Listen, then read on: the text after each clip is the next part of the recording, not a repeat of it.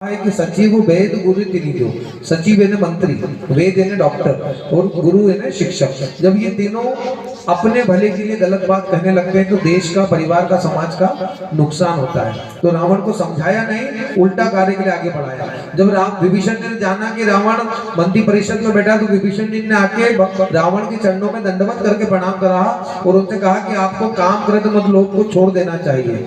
आप जिन्हें भगवान राम, जिन राम को आप वनवासी समझ रहे हैं ना, वो तीनों लोगों की त्रिलोकपति हैं और आपको ब्रह्मा के द्वारा दिया गया वो जो आपको आशीष मिला है, आपको वो भी ध्यान नहीं। उसमें नर से और बंदर से, नर और वानर से आपको सावधान किया गया है, लेकिन आप बात नहीं मान रहे हैं। जब कई बार उसे बताने की कोशिश की लेकिन रावण मानने वाला नहीं। सचिव माल्यवंत ने आकर विभीषण की नीति का समर्थन किया, उसके बाद भी जानने वाले नहीं। तो रावण को विभीषण ने नीति, वेद, पुराण के अलग अलग विभीषण ने समझाया लेकिन मानने वाला नहीं। और रावण जब मानने वाला नहीं तो विभीषण जी उसके चरणों में गिर पड़े। देखिए, हमने सुंदरकांड में पहले सुना था कि विभीषण जी क्या बोलते हैं कि मैं लंका के अंदर जीव के जैसे निवास करता हूँ। आज इन दांतों का नुकसान होने वाला, लेकिन बार बार जाके विभीषण समझा रहे हैं लेकिन रावण मानने को तैयार नहीं है। ये कथा का अलग प्रसंग है, लेकिन इसको थोड़ा गहराई से समझें तो देखिए, रावण ने अपने मन में विचार करके रख रखा है। क्या रख रखा है कि रावण विभीषण से बहुत प्रेम करता था। विभीषण का, रावण का जो एक भाई था कुंभकर्ण, वो तो हमेशा सोते रहता था। अब बच्चा भाई एक विभीषण, ये भी लगभग उपराष्ट्रपति थे। विभीषण जी भी उपराष्ट्रपति। जब रावण कहीं जाता था तो लाल बत्ती में विभीषण जी घुमा करते थे। तो रावण भी चाहता था कि मेरे मरने के बाद लंका को एक सुयोग्य राजा मिल जाए, प्रभु भक्त राजा मिल जाए। इसलिए रावण ने सोचा कि मुझे विभीषण को त्यागना पड़ेगा। लेकिन विभीषण जी रावण को बड़ा भाई नहीं, पिता समान मानते।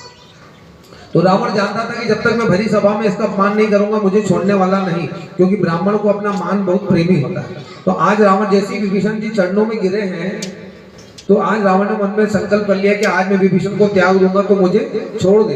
तो देखिए, बात करते करते रावण भी विभीषण को समझाता है कि तुम्हें मेरी सभा में नीति की बात नहीं बताना है, यदि नीति की बात बोलना है तो जाकर उन वनवासी भाइयों को दो।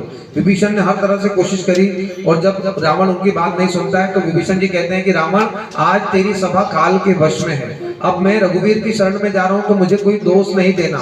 अब मैं तुमको कहीं से जतन करके समझा चुका हूं लेकिन तुम मेरी बात नहीं मान रहे। तो विभीषण ने अपने कुछ मंत्री को साथ लिया और लंका को छोड़कर प्रभु की शरणागति के लिए आज विभीषण जी चल दिए हैं। सुंदरकांड का दोहा नंबर 41, राम सत्य संकल्प प्रभु सभा काल बस तोर, मैं रघुवीर शरण अब जाहु देव जन सोर। आइए सुंदरकांड का आप पाठ को आगे बढ़ाएं और बड़े भाव से आप और हम सभी कहें कि अस कहीं चला विभीषण जब ही आयुहीन भय सब तब ही साधु अभ्या तुरत भवानी कर कल्याण हो। रावण तब ही विभीषण त्यागा, भय हो गौतम तब ही भागा।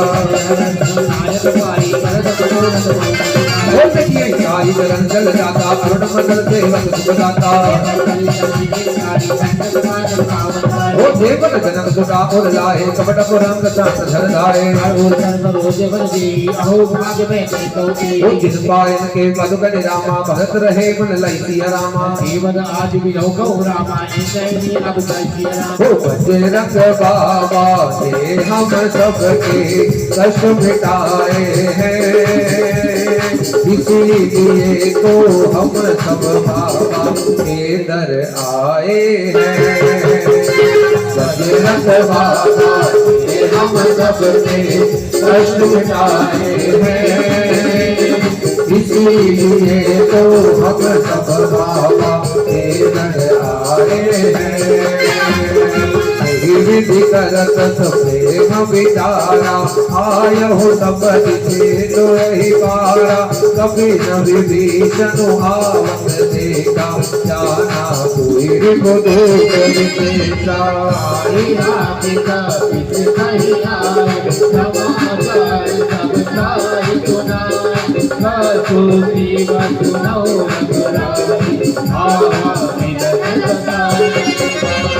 कहे प्रभु सखा भूज यही कहा, कही कबीर सुनहु नर नाहा।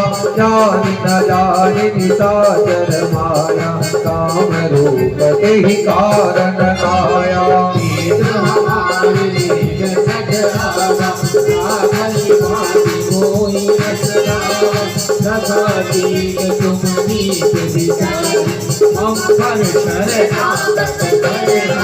वो सुनी प्रभु वचन हर्ष हनुमाना, शरणागत वत्सल भगवाना।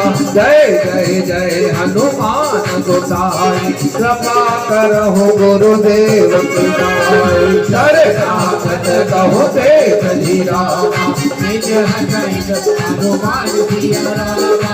जय जय कामर पाओ रामा, नहीं बिलोकत हासिया।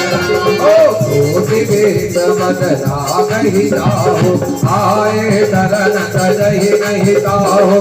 सनम कहो जीव मोहि जबहि, जन्म कोटि अगनाश ही सबहि।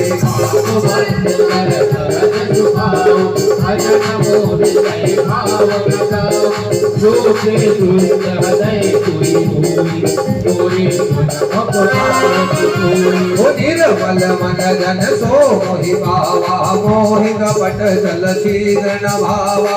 भेद लेन